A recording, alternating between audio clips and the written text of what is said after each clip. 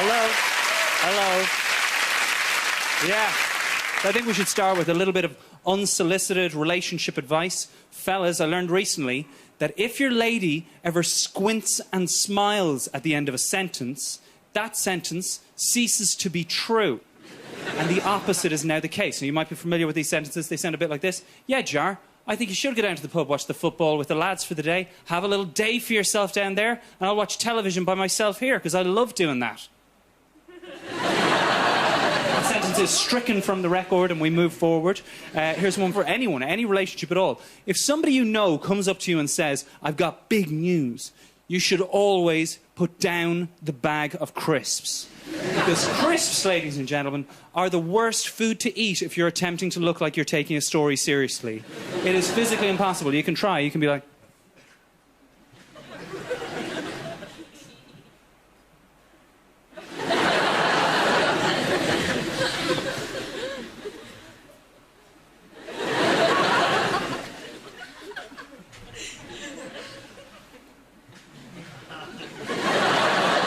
It simply can't be done. This is a vital piece of advice, fellas. You need to listen up for this one. If your lady ever asks you to apply fake tan all over her body, you need to be aware that that may not be a positive experience, okay? You think it's going to be amazing. The reality is that it's more like painting a house for an old lady, okay? That's the stress that's involved, trying to get the coats even, trying not to miss a bit, trying to stay under budget. It's crazy, right? Some of the shit that gets shouted at you in this situation, where she's got the back over going, get the middle, get the middle. I can feel it even streaks! I can feel it even... One time she turned around and grabbed me by the throat and said, are you trying to make me look like a fucking Egypt, are you? You feel like, oh no, I'm just trying to get out of here by 5 o'clock, I'll be honest with you. The first time she asks you to do it and she gets angry, you think to yourself, everybody gets angry every now and then, give her a pass. Second time it happens, you think to yourself, I probably did do a shit job, let's face it. I probably focused on certain areas more than others. The third time she asks you to do it and she gets pissed off with you, you think, no, this is bullshit. I've been practicing on my legs. This is nonsense, right? That was the night I went to my local comedy club. I got on stage and I issued the warning just like I have tonight. If a woman ever asks you to apply fake tan all over her body, it may not be a positive experience. A man seated exactly where you are stood up and went, fucking right, it's not. Try and explain 3 brown fingers to your friends. Which is disgusting, yes, but true. Before I started doing this for a living, I used to work as the IT help desk for my parents. Some other people in this role, yeah. It's not a job that you apply for. You don't see an ad go up on the fridge or anything. It's just your parents think that you're waiting by the phone with the headset on, ready to deal with whatever queries they have about anything plugged in the house. Usually the video cassette recorder, in my parents' case, they're never getting a DVD player. Always the video cassette. These calls come at any hour of the day or night. 45-minute phone call about the video cassette recorder. And just so we're clear, I'm not being mean about my parents here. I'll give you the abridged version of what I would be dealing with on my end of the phone when my father would ring about the video cassette recorder. This is a short version. Just give you a brief synopsis of what would happen in one of these calls.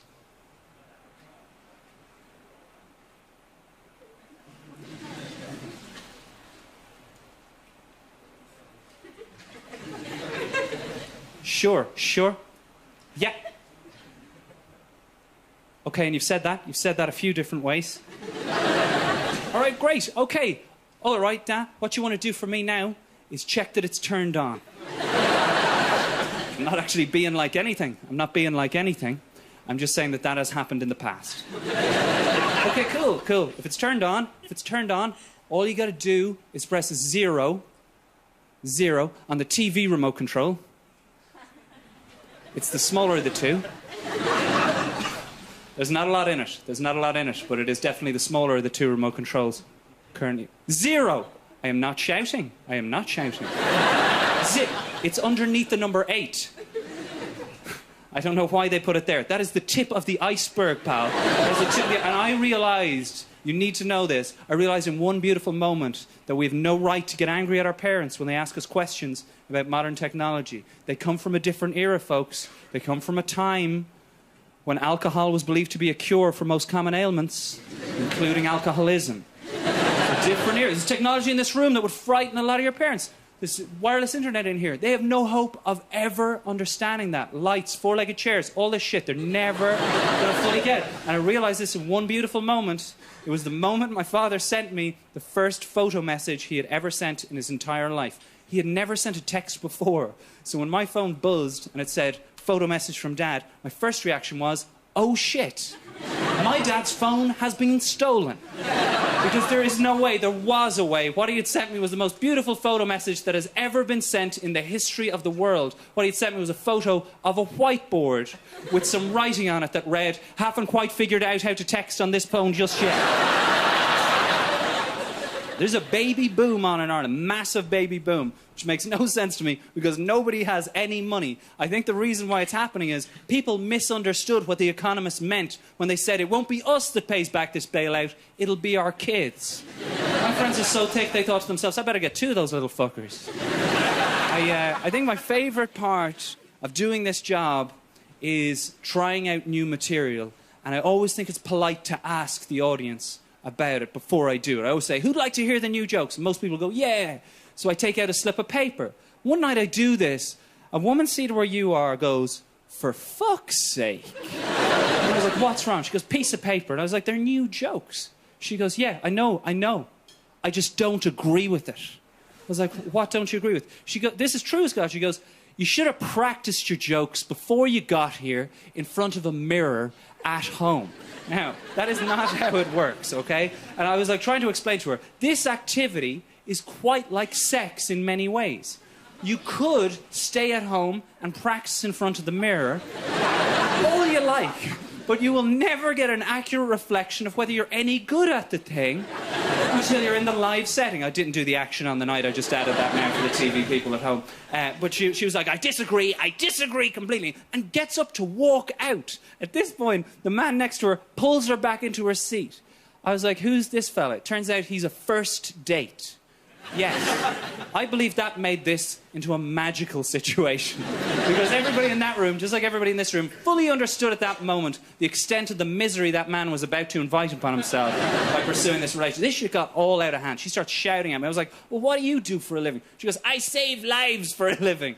I was like, what are you, a superhero or something? She's like, no, I'm a nurse. Now, I have the height of respect for nurses. Who doesn't? But save lives for a living is not the job description. That is a byproduct of what you do. That'd be like a baker putting up his hand and going, my job is to prevent world hunger for a living. That is not your job. That's a byproduct of what you... So it gets all out of hand. It becomes a shouting match, and it's like, but I do get this story out of it that I start telling around and about. It's like a 10-minute story about what she said to me and how it went back and forth. I'm working out this story in a comedy club, and this will tell you how small Dublin is. There's a kerfuffle 5 minutes in the corner of the room. She is at the gig with 3 of her nurse friends. And they're like, it's her. And she's sitting there all proud as punch. And I'm like, oh shit, I'm telling this story.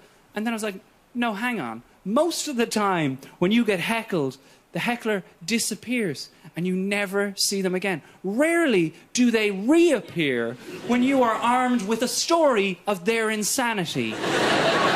I was like, this is fantastic, because this is the juicy part. A month previous, when I'd been working out the joke, a guy came up to me after a show and said, do you know who I am? Which is a scary thing to be asked at the best of times. He goes, do you know who I am? I was like, no, are you a baker? He was like, no, I was the first date. I was like, no way. How crazy was that girl? Which was a brave thing to ask, I realise now, because they could have still been in the relationship. And I've never been so relieved to hear a man go, fucking mental by it. I was like, what happened? What happened? He goes, well, I'll tell you, this is what happened, right? After the gig, she's still banging on about how you shouldn't have the paper on stage. We go downstairs, down to the taxi rank outside. She goes, we head home now. I said, you get in that taxi, I'll get in this taxi. I'm going to have an early night, got work in the morning. She disappears into the distance, and I head back into the pub for the 4 pints that I'm entitled to. Which is true. If you are on a crazy date with a crazy lady, you're entitled to 4 pints to drown your sorrows. He says, I go back into the pub, I have the 4 pints, take out my phone after half an hour. 85 missed calls. Yeah, that's properly crazy by anyone's definition. That means she hit 55 and thought to herself, I'll give him 30 more. So here she is, back at this gig. I'm armed with my story of her insanity. I'm like, how are you doing? I think I know somebody you know. Oh yeah, who's that? Do you know Paul McNally? And you know when somebody blushes and they just go a little bit pink, but you know when they blush so much that you can feel the heat from their face. Well, that's what happened here. I could see the sweat coming off her, and I suddenly became aware that I was a bully in this situation. I'll tell you honestly, I'm not ashamed to admit it. I wussed out completely. I didn't say it to her. I just completely just went, okay, well, have a great night. And I regret it so much. You've no idea how much I regret it. I'll tell you why, because afterwards, her 3 friends came up to me and said, that was mad. She was at that gig, and she was at this gig. It's a small world, that's mental. And you know what the maddest part was? When you went on stage, she didn't recognise you. So when you put out your slip of paper, she turned to us and went, I fucking hate when they have a slip of paper. She learned nothing. She learned nothing. And then the next day, she has the gall to ask to be my friend on Facebook. That is never happening. There are 2 buttons on Facebook, confirm and not now. There needs to be a 3rd one, fuck off and die.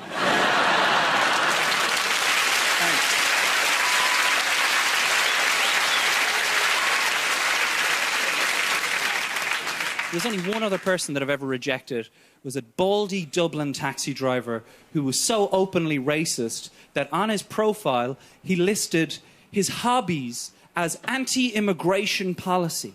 How is that a hobby? Like, what is he doing on Sunday afternoons? Penning legislation that he hopes to see come into law. His favourite quote was, if you can't pronounce his name, don't trust him. Just flat out racist, right?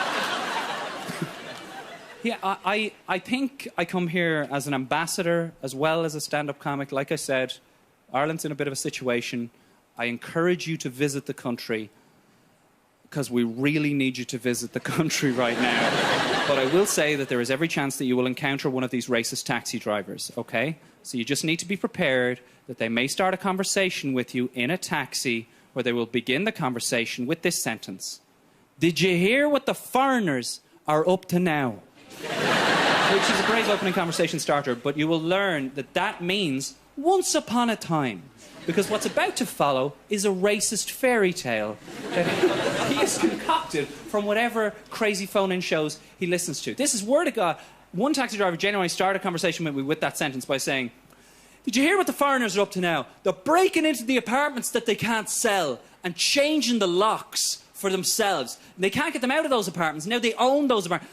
50% of those black lads you see out there are living in apartments that they don't actually own. They've just claimed them for themselves using a crowbar. What do you do usually in that situation? You look at them in the mirror and go, yeah, I heard about that. That was dreadful. Yeah. I don't think it's good enough. I don't think it's good enough. I think we have a moral obligation to give them a more racist, more fantastical fairy tale of our own in the hope that they will hear it and go, that sounds like bullshit to me, and you go, exactly. So this is the fairy tale that I've concocted. You're free to have it. When you're in Dublin, you can use this.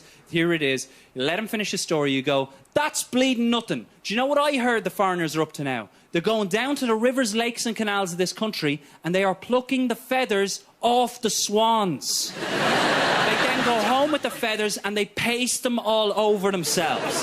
They then go back down to the rivers, lakes and canals and they get in and start posing as swans. All elegant and shit. Laugh all you like, I'm telling you it's happening. And this is the bit that makes me sick. 50% of those swans you see in that canal there are not swans. They're black fellas dressed up as swans. And the innocent people of Ireland are throwing them bread. They're throwing them bread. And you know what the foreigners are doing with that bread? They're not eating it. They're not eating it. They're fucking gathering it up and selling it back to us in Lidl. That's what they're doing. That's my gift to you. That is my gift to you. I will say I've only had the guts to say that story once to a taxi driver. I had several pints on board. I don't know if he did as well, but I swear to God he looked back at me in the mirror and went, I'd well fucking believe it. I'd well believe it. Thank you very much, everybody. I hope you had a great night.